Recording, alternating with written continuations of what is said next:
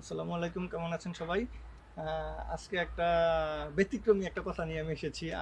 আমার কথাটা হচ্ছে আমার লেখা শিরোনামে যেটা লিখেছি আমার ভিডিওর সেদিন মনে হয় আর বেশি দেরি নেই যে জার্মানিতে বাংলাদেশিদের দেখে চাকরি দেওয়া হবে না। মানে বাংলাদেশি হলে তাকে চাকরি দেওয়া হবে না। এখন এই কথাটা কেন বললাম, এটা আসলে মূলত ফুল টাইম জবের জন্য না। আমরা যারা স্টুডেন্ট হিসাবে আসি, স্টুডেন্ট হিসেবে আসার পরে আমরা যে পার্ট টাইম জবগুলো করি, আমার মনে হয়েছে যে এরকম একটা অবশ্যম্ভাবী দিন আসলেও আসতে পারে। তার কারণটা কি? আমরা স্টুডেন্ট হিসেবে জার্মানিতে আসার পরে বেশিরভাগই সবাই যে জায়গায় চাকরি করি, আমাজনে ওয়ার হাউসে চাকরি করি। এছাড়া আরও বিভিন্নজন বিভিন্ন জায়গায় আছে, কারণ আমাদের আসলে ল্যাঙ্গুয়েজ লিমিটেশন থাকে, আমরা ভাষা জানি না।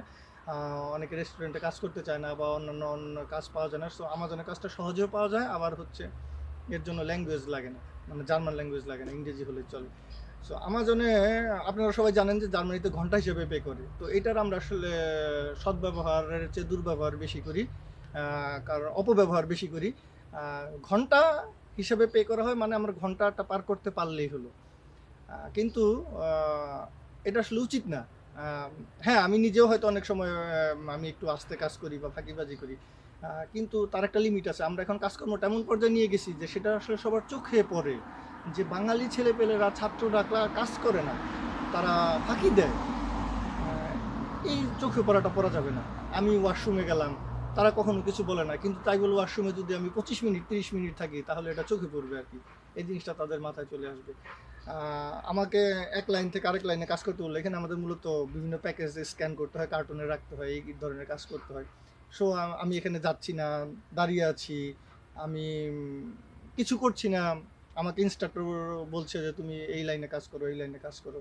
তো এইসব কারণেই একটা দিন দিন একটা বাজে ধারণা আমাদের প্রতি আহ, তাদের চলে আসছে, যে আমাজনের ম্যানেজার বা ইনস্ট্রাক্টর যারা আছে তাদের। আম, এবং সবচেয়ে মজার ব্যাপার বা আমি বলি দুর্ভাগ্যজনক ব্যাপার হচ্ছে, কেউ কেউ কাজ করে বা বেশিরভাগই কাজ করে, কিন্তু এই যে দুই একজন বা কেউ কেউ যে কাজ করে না, তারা ব্যাপারটাকে এত বাজেভাবে প্র্যাকটিস তৈরি করে ফেলেছে। তারা একজন আরেকজনের উপর মানে প্রভাব বিস্তার করে। ভাই, আপনি এত বেশি কাজ করতেছেন কেন? আপনার কি মানে চাকরি পার্মানেন্ট হওয়ার প্ল্যান নাকি? মানে ক্রিটিসিজম যেটাকে আর কি। ভাই, আপনাকে তো ম্যানেজার বানিয়ে দিবে আর কি। ভাই, আপনি এত কাজ করেন কি? আপনার কি তাড়াতাড়ি ছুটি হবে কিনা আর কি, মানে যতভাবে ক্রিটিসাইজ করা যায় আর কি। আমি নিজেও আমাজনে কাজ করি, একবার কাজ করেছি, ছেড়ে আবার অন্য কাজ করেছি, আবার আমাজনে আমি জয়েন করেছি। তো আমি আসলে এই সব কারণে আমার বাঙালি কমিউনিটির ভাইদের উপর আসলে ত্যক্ত বিরক্ত। কিন্তু দিন শেষে কাজ করতে হবে, বাঙালি, তাদের সাথে মিশতে হবে। বাংলায় কথা বললেই বুঝে ফেলে যে আমি বাঙালি, তাদের আসলে অ্যাভয়েডও করতে পারি না বা অ্যাভয়েড করতে চাইও না। নিজের দেশের মানুষ, অনেক ক্ষেত্রে তারাই আমার বিপদ আপদে আগে আসে। কিন্তু এই যে কাজের পরিবেশগুলো সবাই নষ্ট করছে, আমি সবাইকে অনুরোধ করবো তারা যেন এটা না করে।